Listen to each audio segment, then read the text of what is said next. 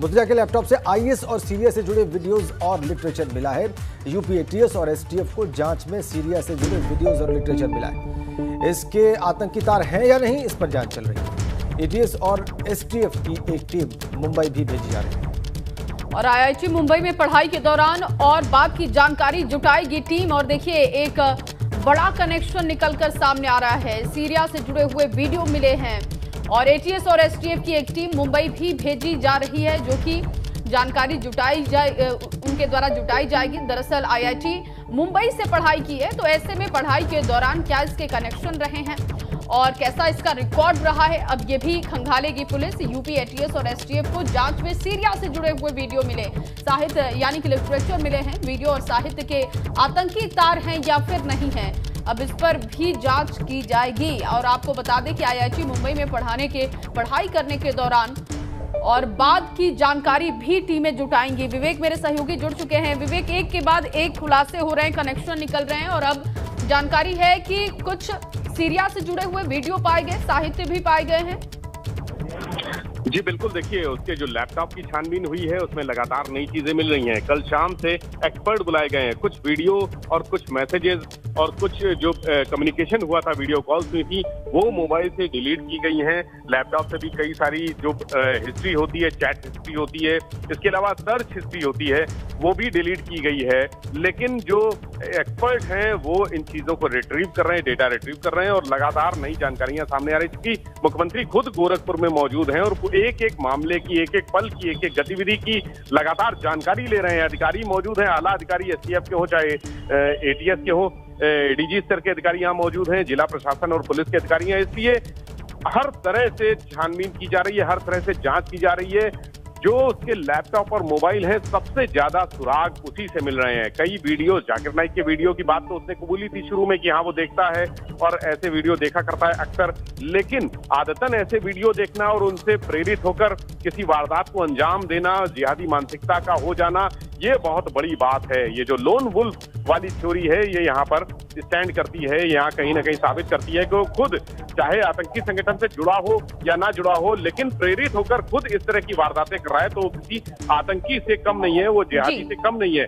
ऐसे लोग समाज के लिए खतरा है। और वीडियो में जो सीरिया से जुड़े हुए हैं, आईएस के वीडियो हैं, ऐसे वीडियो मिले हैं, बहुत सारे भड़काऊ वीडियो हैं जिसमें जान लेने के तरीके भी बताए गए हैं। ऐसे वीडियो भी उसने देखे हैं कि अगर कहीं पर जो भीड़ भाड़ वाली जगह है वहां जाए और उसके पास कोई असलाहा ना हो, शस्त्र ना हो, अस्त्र ना हो, तो किस तरह से जान ले सकता है, लोगों को ज्यादा से ज्यादा तबाही मचा सकता है। इस तरह के वीडियो भी तमाम देखे गए हैं। कुछ वीडियो केमिकल से रिलेटेड है, क्योंकि आईआईटी मुंबई से उसने केमिकल इंजीनियरिंग की थी, जानकार था, सारे तरह के जो रसायन होते हैं उनका जानकार था, सारे फार्मूले उसको मालूम थे। कुछ वीडियो केमिकल से भी रिलेटेड ऐसे देखे गए हैं क्योंकि जो उसको नहीं मालूम थे, यानी जो देशी तकनीकी होती है बम बनाने की या उस तरह के जो विस्फोटक सामग्री तैयार करने की देशी तकनीकी, मैं हाईटेक बिल्कुल। और विवेक देखिए, जो तमाम चीजें आप बता रहे हैं, जो संकेत और जो कनेक्शन अब तक दिखाई दे रहा है, उसके लैपटॉप से जो सबूतें मिल रहे हैं, उससे कम संदेह के घेरे में मुर्तजा को ये तमाम चीजें खड़ी करती हैं। मैं लौटती हूँ आपके पास क्योंकि एक और बड़ी खबर है, अपने दर्शकों को एक और बड़ी खबर दे दें। लखनऊ से ये बड़ी जानकारी है, मंदिर पर हमले का आरोपी मुर्तजा पुलिस को लगातार गुमराह कर रहा है, ये बातें सामने आई हैं। पुलिस को उलझाने वाले टेढ़े सवालों पर चुप्पी साध जाता है शातिर मुर्तजा। शातिर मुर्तजा ने पूछताछ में कहा कि उसके पीछे पड़ी थी एटीएस, आला अधिकारियों की वजह से वो लगातार गोलमोल जवाब दे रहा है। आला अधिकारियों की वजह पूछने पर गोलमोल जवाब देता है, मंदिर पर हमले का कारण पूछने पर नहीं दिया गया कोई जवाब और सख्ती करने पर मुर्तजा ने दिया रटा रटा जवाब। और ये देखिए, ये तमाम जो चीजें हैं उसे संदेह के घेरे में खड़ी करती हैं। लगातार विवेक मेरे सहयोगी बने हुए हैं। विवेक, अब जानकारी इस बात की भी है, एक तो देखिए लैपटॉप से जो सबूत मिल रहे हैं, जो कनेक्शन मिल रहे हैं, वो तमाम चीजें तो संदेह में लाती ही हैं, लेकिन सवालों पर जवाब ना देना, चुप्पी साध जाना, बहुत कुछ कहने के लिए ये काफी है। देखिए, ऐसे लोग जो जिहादी मानसिकता के होते हैं वो मानसिक रूप से बहुत मजबूत होते हैं और गुमराह करने में माहिर होते हैं। यानी जो सवाल पूछे जाते हैं, पुलिस के जो एक्सपर्ट कमेटी होती है, जो एक्सपर्ट लोग होते हैं, वो सवाल तैयार करते हैं, क्वेश्चनर तैयार करते हैं और बातों में उलझाने की कोशिश करते हैं। एक ही सवाल को 10 तरीके से अलग अलग लोग पूछते हैं, जिससे कि अगर कोई झूठ भी बोल रहा है तो कम से कम एक बार सच बोल सके या सच उसके मुंह से निकलवा सकें। तो ऐसे सवाल जो बड़े कॉमन सवाल हैं, लेकिन बदल बदल के, एंगल बदल बदल के, शब्द बदल बदल के पूछे जा रहे हैं और मुर्तजा हर सवाल में खामोश हो जाता है या जवाब नहीं देता, और जवाब देता भी है तो वही रटा रटाए जवाब कि मुझे मरना है, मुझे मरना है। रात भर वो चिल्लाता रहा कि मुझे मरना है, मुझे गोली मार दो। वो परेशान हो गए उससे, पुलिस वाले उससे कबूलवाने की कोशिश करते रहे, सुरक्षा एजेंसियों के लोग उससे कबूलवाने की कोशिश करते रहे कि ये कुछ तो बताए कि उसके हमले के पीछे वजह क्या थी, उसके दिमाग में क्या चल रहा था, उस हमले के पीछे अगर कोई बड़ी एजेंसी है, बड़ा आतंकी संगठन है तो वो कौन है, अलगाववादी संगठन है तो वो कौन सा संगठन है। सवाल पूछे गए, लेकिन शातिर इतना है कि उसने किसी भी सवाल का जवाब अभी तक नहीं दिया है और लगातार गुमराह करता रहा है पुलिस को।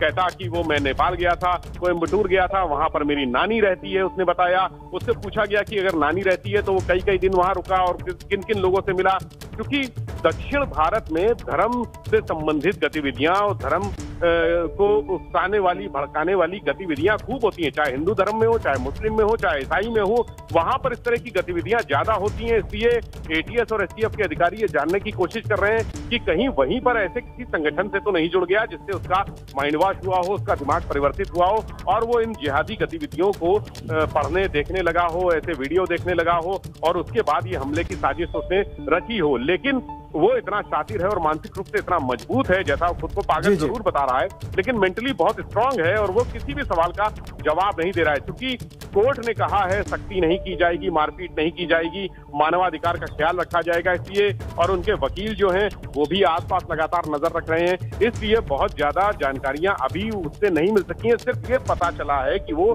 लगातार झूठ बोल रहा है, क्योंकि मानसिक विशेषज्ञ भी मौजूद हैं। पूछताछ के दौरान साइकोलॉजिस्ट भी मौजूद रहे और तमाम ऐसे लोग मौजूद रहे जो मुर्तजा को अच्छी तरह से जानते हैं, उसका व्यवहार जानते हैं। गोरखपुर में वो रहा है पहले, उसके लोग जो उनको भी बुलाया गया था उनसे उसका व्यवहार के बारे में बताया गया, उसको सामने रख के पूछताछ की गई, कई लोगों को सामने बिठा के पूछताछ की गई कि वो कंफर्टेबल हो जाए, थोड़ा सा कंफर्टेबल होगा तो ज्यादा आसानी से जवाब देगा। लेकिन बहुत शुक्रिया विवेक तमाम जानकारी के लिए, तमाम अपडेट के लिए, क्योंकि आगे भी इस मामले में कई अपडेट होंगे, उस पर नजर बना के रखिएगा, आगे आपसे अपडेट लेंगे। फिलहाल के लिए आपका शुक्रिया।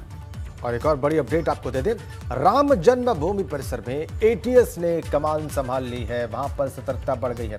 गोरखनाथ मंदिर में पुलिसकर्मियों पर हुए हमले की घटना के बाद से अयोध्या में अलर्ट है और अयोध्या में इस समय रामनवमी का मेला चल रहा है और रामलला के दर्शन के लिए भक्तों की भीड़ दिखाई दे रही है और इसी वजह से अब देखिए अयोध्या में अलर्ट हो गया है।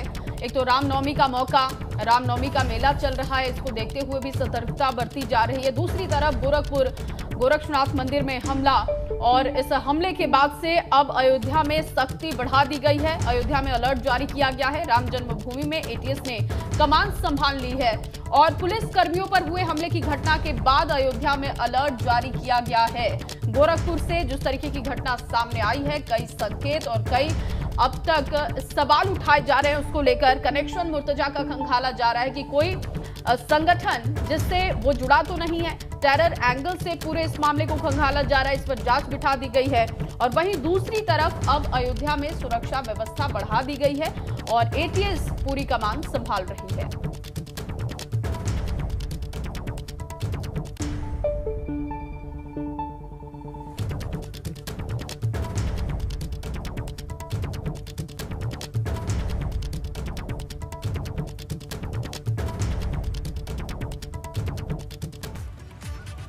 और एक बड़ी अपडेट आपको दे दें कि गोरखपुर में मुख्यमंत्री योगी ने जनता दरबार लगाया है।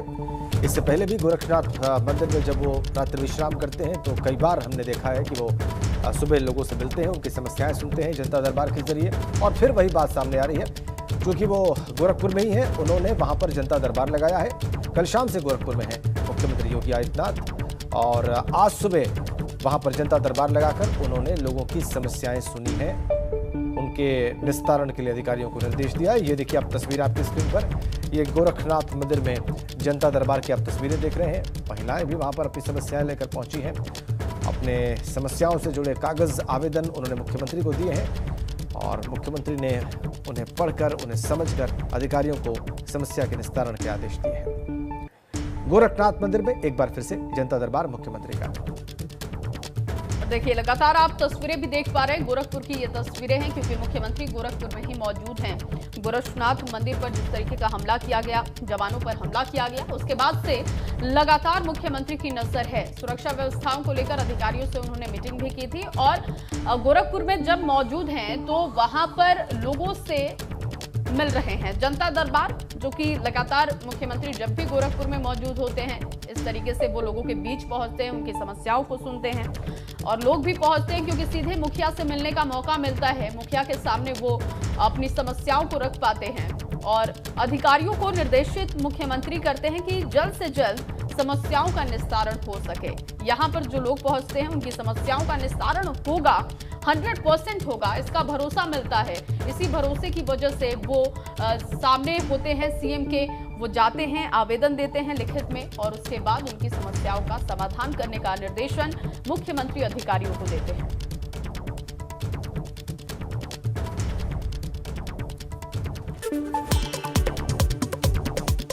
पुलिसकर्मियों पर हुए हमले की घटना के बाद अयोध्या में अलर्ट। राम जन्मभूमि में एटीएस ने संभाली कमान, बड़ी सतर्कता। अयोध्या में इस समय चल रहा है रामनवमी मेला। रामलला के दर्शन के लिए भक्तों की भीड़ को लेकर पुलिस अलर्ट। मुर्तजा के लैपटॉप से मिले आईएएस और सीरिया से जुड़े वीडियो और साहित्य। यूपी एटीएस और एसटीएफ को जांच में सीरिया से जुड़े वीडियो मिले हैं, साहित्य भी मिले। वीडियो और साहित्य के आतंकी तार हैं या नहीं, इस पर जांच हो रही है।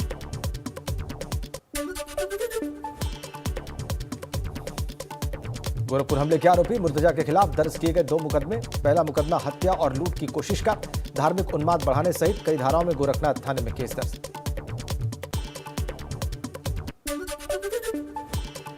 मुंबई के अलावा गुजरात के जामनगर गया था मुर्तजा। दक्षिण भारत में कोयम्बटूर का गया था आरोपी। हमले से पहले मुर्तजा ने 300 बार देखी है जिहादी वीडियो।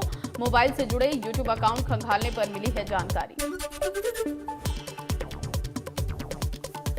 गोरखनाथ मंदिर में जवानों पर हमला करने वाले आरोपी से पूछताछ जारी। एटीएस और एसटीएफ के अधिकारी लगातार कर रहे हैं पूछताछ। इस मामले में डीएम समेत पुलिस प्रशासन के आला अधिकारी, एटीएस और एसटीएफ के एडीजी मंदिर में मौजूद।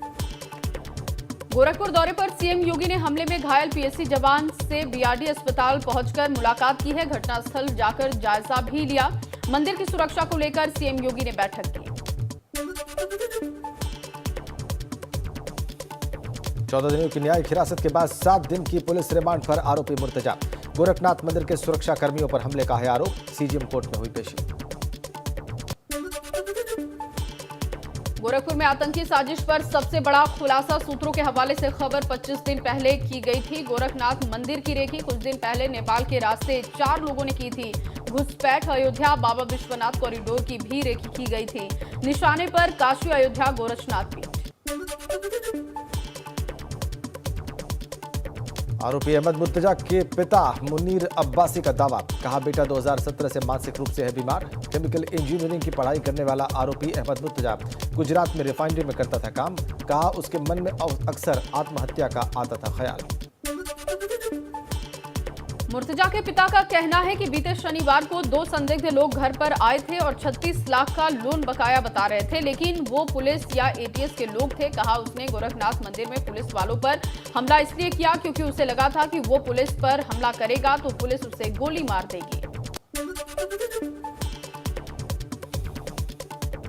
एसटीएफ और एटीएस को सौंपी गई आरोपी मुर्तजा मामले की जांच। ADG law and order Prashant Kumar ने एबीपी गंगा से बातचीत में किया जिक्र। मुर्तजा के विदेशी कनेक्शन की बात भी आई सामने। गोरखनाथ मंदिर हमले को कहा जा सकता है कि आतंकी हमला है। लखनऊ में एसीएस गृह और ADG law and order press conference कर रहे थे। एटीएस और एसटीएफ को सौंपी गई हमले की जांच।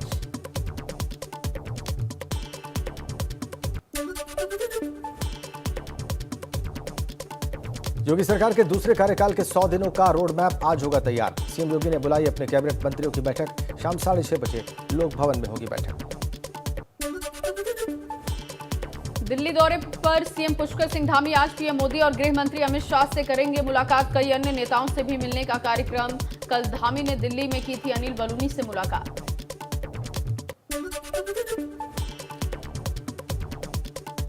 उत्तराखंड पुलिस विभाग में आने वाले हफ्ते में भर्ती प्रक्रिया होगी शुरू। सिपाही के 1721 पदों पर भर्ती प्रक्रिया की शुरुआत। भर्ती के लिए 2 लाख से ज्यादा अभ्यर्थियों ने किया है आवेदन।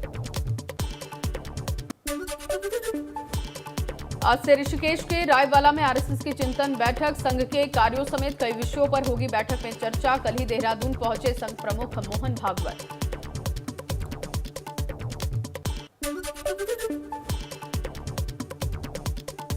चारधाम यात्रा को लेकर सरकार की तैयारियां तेज, स्वास्थ्य सुविधाएं बेहतर करने को लेकर सरकार बना रही है फुल प्रूफ प्लान।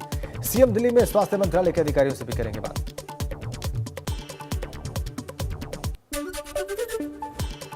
दिल्ली में आज भाजपा संसदीय दल की अहम बैठक है। पीएम मोदी, गृह मंत्री अमित शाह, रक्षा मंत्री राजनाथ सिंह, भाजपा अध्यक्ष जेपी नड्डा समेत सभी सांसद बैठक में होंगे मौजूद।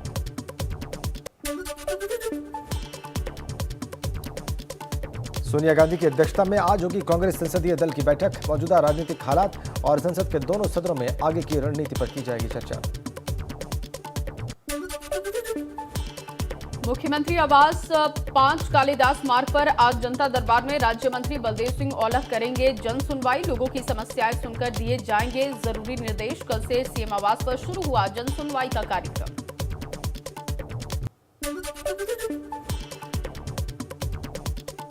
कल भव्य तरीके से मनाया जाएगा भाजपा का स्थापना दिवस। प्रदेश में निकाली जाएगी शोभा यात्रा। सुबह 9 बजे पार्टी का झंडा फहराया जाएगा और इसके बाद शोभा यात्रा निकाली जाएगी। आज हर जिले में सपा दफ्तर पर मनाई जाएगी महर्षि कश्यप और महाराजा निषाद राजगुहा की जयंती। सपा अध्यक्ष अखिलेश यादव ने पार्टी कार्यकर्ताओं को निर्देश दिए।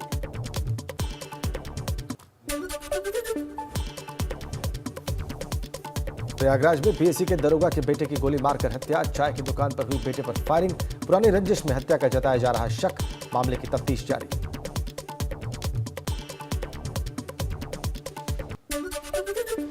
भदोही में सरकारी दलित टीचर की हत्या का 24 घंटे में पुलिस ने पर्दाफाश किया है। मृतक की बेटी का प्रेमी आरोपी निकला है। एक तरफा प्यार में पागल प्रेमी लड़की की शादी दूसरी जगह तय करने से काफी नाराज था। तालाब में मिला था टीचर का शव। पुलिस ने मामले का खुलासा करते हुए मुख्य आरोपी को किया गिरफ्तार। आरोपी के 2 दोस्त घटना के बाद से चल रहे फरार। पुलिस सरगर्मी से कर रही तलाश।